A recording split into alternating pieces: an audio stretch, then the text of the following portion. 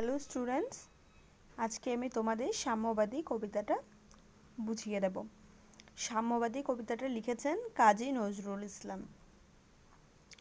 তো এই কবিতাটার মধ্যে কবি সাম্যের গান গেয়েছেন। সাম্য অর্থাৎ সমতা।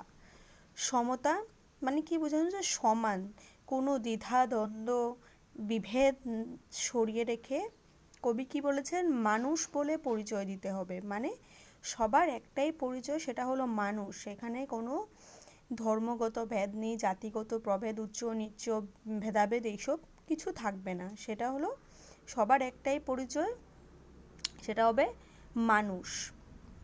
কবিতাটা শুরু করছি। গাহি সাম্যের গান, যেখানে আসিয়া এক হয়ে গেছে সব বাধা ব্যবধান, যেখানে মিশেছে হিন্দু বৌদ্ধ মুসলিম খ্রিস্টান, গাহি সাম্যের গান। কবি সাম্যের কথা বলেছেন, যেখানে এসে সব এক হয়ে গেছে, অর্থাৎ সেটা হলো কি মানুষ। মানে শেষ পর্যন্ত মানুষের সব মানে আসল পরিচয়টা কি? সেটা হলো মানুষ। সে ছোট, সে বড়, সে উঁচু, সে নিচু, সে হিন্দু, সে মুসলমান, সে খ্রিস্টান, সে জৈন, এই সমস্ত ভেদাভেদ নেই সেখানে। সেখানে একটাই কথা, সেটা হলো মানুষ। হিন্দু বৌদ্ধ মুসলিম খ্রিস্টান এই সমস্ত ভেদাভেদ সেখানে নেই, সেখানে সব মিলেমিশে এক হয়ে গেছে। কে তুমি? পার্সি, জৈন, ইহুদি, সাঁওতাল, ভিল, গারো, কনফুসিয়াস, চারবাক চেলা, বলে যাও বলো আরো, বন্ধু যা খুশি হও। তো কবি এখানে জিজ্ঞেস করছেন যে তুমি কে, কি তোমার পরিচয়? তুমি পার্সি, তুমি জৈন, তুমি ইহুদি, তুমি কি? এরা হলো পার্সি, জৈন, ইহুদি, সেগুলো একটা একটা জাতি। পার্সি হলো পারস্য বা ইরানের নাগরিকদের কথা বলা হচ্ছে। জৈন ধর্মাবলম্বীর কথা বলা হচ্ছে, নানা ধর্মগোষ্ঠীর কথা। ইহুদি হলো তারাও একটা জাতি। সাঁওতাল ভিল তারা হলো আদিবাসী জাতি। গারো পাহাড়ের বাসিন্দা। কনফুসিয়াসকে তিনি হলেন একজন চীনা দার্শনিক। আর চারবাক মুনি হলেন একজন বস্তুবাদী দার্শনিক, যিনি জড়বাদে বিশ্বাস করেন। সেই চারবাক মুনির অনুসারী বা শিষ্যদের বলা হয়েছে চারবাক চেলা। তো কবি এখানে জিজ্ঞেস করছেন তুমি কে, তোমার কি পরিচয়? সে তুমি যতই যাই হও না কেন বন্ধু, তোমার আসল পরিচয় হলো তুমি একজন মানুষ। পেটে পিঠে কাঁধে মগজে যা খুশি পুঁথি ও কেতাব বউ, কোরআন পুরাণ বেদ বেদান্ত বাইবেল ত্রিপিটক জেন্তাবেস্তা গ্রন্থসায়ে পড়ে নাও যত শখ, কিন্তু কেন এ পণ্ডশ্রম, মগজে হানিছ শুল? তো কবি কি বলেছেন দেখো, আমরা কি মানুষ নানা রকমের ধর্মশাস্ত্র পাঠ করে থাকে, নানা রকমের ধর্মগ্রন্থ পড়ে থাকে ঈশ্বরের সান্নিধ্য লাভ করার জন্য, নানা রকমের ধর্মজ্ঞান অর্জন করার জন্য, নানা কিছু জানার বোঝার জন্য মানুষ তথাকথিত ধর্মগ্রন্থ পাঠ করে থাকে। তো এটাই কবি বলেছেন যে পেটে পিঠে মগজে তুমি যতই পুঁথি কেতাব বহন করো না কেন, সে তুমি যতই ধর্মগ্রন্থ ধর্মশাস্ত্রগুলো পড়ে নাও না কেন, এটা তো একটা পণ্ডশ্রম। মানে এই সমস্ত শাস্ত্রীয় জ্ঞানের কোনো মূল্য নেই। কেন মগজে হানিচ্ছ শুল, মানে কেন তুমি তোমার মাথায় চাপ দিচ্ছ? এই সমস্ত ধর্মগ্রন্থ পড়ার তো কোনো মানেই নেই, কারণ মানুষের মন হচ্ছে সমস্ত ধর্মশাস্ত্রের আকর। মানুষের মনই হচ্ছে সব, তার হৃদয়, তার বিবেক, সেটাই হচ্ছে আসল।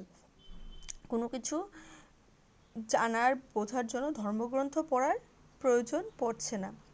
তো কোরআন পুরাণ বেদ বেদান্ত এগুলো হচ্ছে সমস্ত ধর্মগ্রন্থ। কোরআন ইসলামদের ধর্মগ্রন্থ, পুরাণ বেদ এগুলো হিন্দুদের ধর্মগ্রন্থ, বাইবেল হচ্ছে খ্রিস্টানদের ধর্মগ্রন্থ, ত্রিপিটক বৌদ্ধদের, জেন্দাবেস্তা পার্সিকদের, গ্রন্থসাহেব শিখদের ধর্মগ্রন্থ। তারপর বলছে দোকানে কেন এ দর কষাকষি, পথে ফুটে তাজা ফুল। তো এই লাইনটার আক্ষরিক অর্থে কবি বলেছেন যে আমরা তো পথের ধারেই নানা তাজা ফুল পাচ্ছি, তো আমরা কেন দোকানে গিয়ে ফুল কেনার জন্য দর কষাকষি করতে যাই? আমরা কেন তাজা ফুলের খোঁজে আমরা দোকানে কেন যাচ্ছি? কারণ পথের ধারেই তো ফুল ফুটে থাকে, বাগানে আমরা ফুল পাই, তাহলে আমরা কেন যাব? আর সেটার অন্তর্নিহিত অর্থে কবি বুঝাতে চেয়েছেন যে আমাদের নিজেদের মধ্যে, নিজেদের মনে, নিজেদের হৃদয়ের মধ্যেই তো সমস্ত কিছু আছে। তো তার জন্য তো আমাদের গিয়ে দোকানে ধর্মগ্রন্থ কিনে ধর্মগ্রন্থ পাঠ করার তো কোনো প্রয়োজন নাই। আমরা কেন দোকানে গিয়ে সেই দর কষাকষি করতে যাব? আমাদের যেখানে আমাদের নিজের মনেই সমস্ত কিছু আছে, নিজের কাছেই সমস্ত কিছু আছে।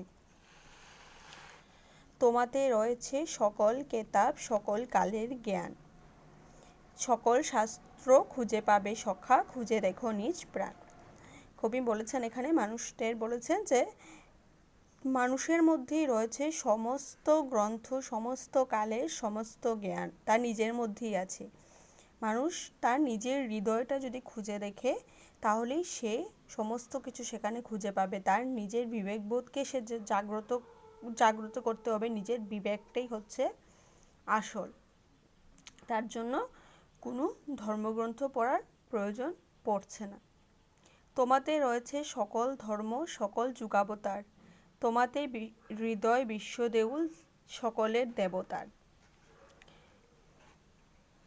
যুগাবতার মানে হচ্ছে নানা যুগে বিভিন্ন মহাপুরুষরা আবির্ভূত হয়েছেন, তাদের কথা বলা হয়েছে।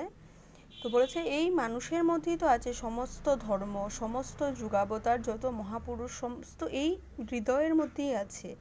এই হৃদয়েই তো বিশ্বদেউল, সকল দেবতা, মানে এই হৃদয়েই তো সকল দেবতার মন্দির, মসজিদ, সমস্ত কিছু। কেন খুঁজে ফেরো দেবতার ঠাকুর, মৃত পুঁথি কঙ্কালে, হাসিছেন তিনি অমৃত হিয়ার নিভৃত অন্তরালে। তো মানুষকে বলছেন যে এই সমস্ত দেবতাকে খোঁজার জন্য কেন মৃত পুঁথি কঙ্কালের প্রয়োজন পড়ে। মৃত পুঁথি কঙ্কাল বলে উনি ওই ধর্মশাস্ত্রের কথাই বলেছেন সেটার কেন প্রয়োজন পড়ে। কারণ আমাদের নিজেদের মনের ভিতরেই তো নিভৃত অন্তরালেই দেবতার বাস আছে, আমাদের নিজেদের হৃদয়েই তো সমস্ত কিছু জ্ঞান আছে, সমস্ত কিছু আছে। তাহলে কেন এই সমস্ত মিথ্যা পণ্ডশ্রম? অর্থাৎ এখানে কবির কথাই হচ্ছে যে সমস্ত ধর্মের মূল উৎস হচ্ছে কি মানবতাবাদ। মনের পবিত্রতা, মনের উদারতাই সমস্ত ধর্মের চেয়ে মহান। মানুষের হৃদয়েই দেখো সমস্ত দেব দেবতা সবার মন্দির আছে। সকল কালের সমস্ত জ্ঞান সেই মানুষের মধ্যেই নিহিত আছে, তার জন্য কোনো পুঁথি পুস্তকের প্রয়োজন পড়ে না। ঠিক আছে। বন্ধু বলিনি ঝুট, এখানে এসে লুটাইয়া পড়ে সমস্ত রাজমুকুট। এইখানে মানে মানুষের হৃদয়ে, মানুষের হৃদয়ে এসে সমস্ত কিছু লুটিয়ে পড়ে। এই হৃদয়েই সেই নীলাচল, কাশী, মথুরা, বৃন্দাবন, বুদ্ধগয়া, এ জেরুজালেম, এ মদিনা, কাবা ভবন, মসজিদ এই, মন্দির এই, গির্জা এই হৃদয়। এখানেই বসে ঈশা মুসা পেলেন সত্যের পরিচয়। তো কি বলেছে, এই হৃদয়ের মধ্যেই সমস্ত কিছু, এই হৃদয়ের কাছে এসেই সমস্ত কিছু লুটিয়ে পড়ে।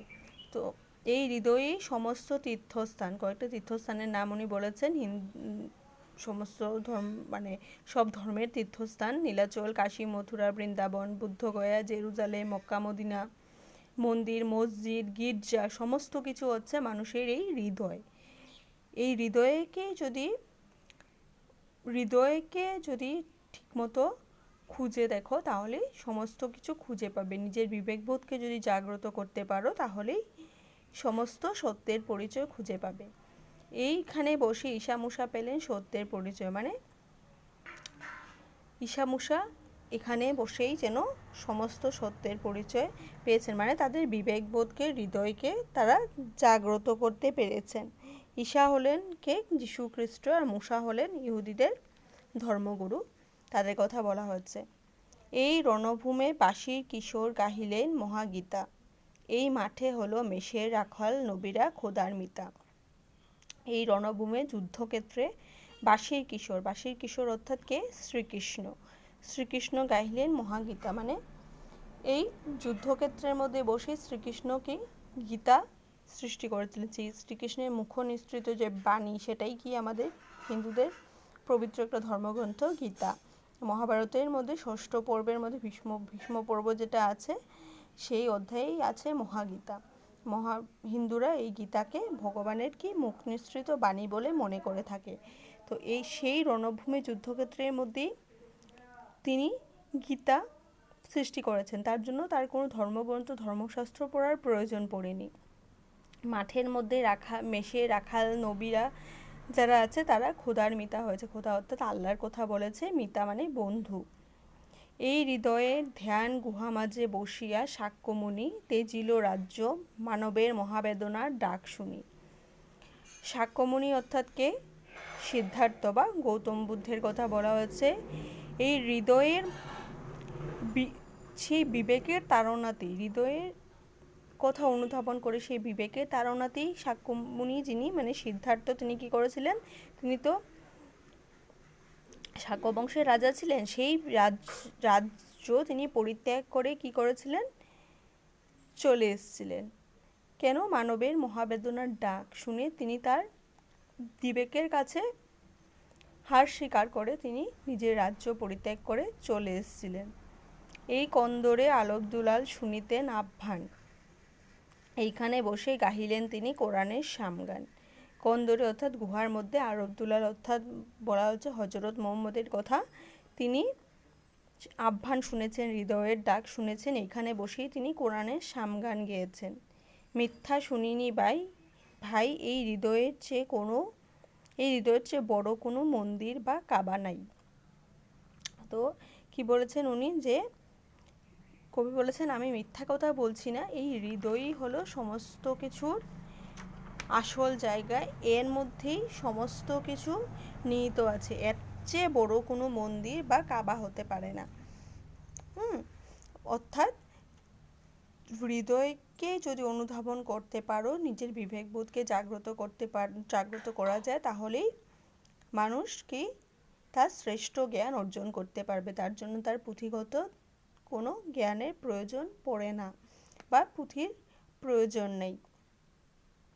কবিতাটার মধ্যে এটাই কবি মূলত বুঝাতে চেয়েছেন। আশা করি তোমরা সেটা বুঝতে পেরেছো। ঠিক আছে, থ্যাংক ইউ।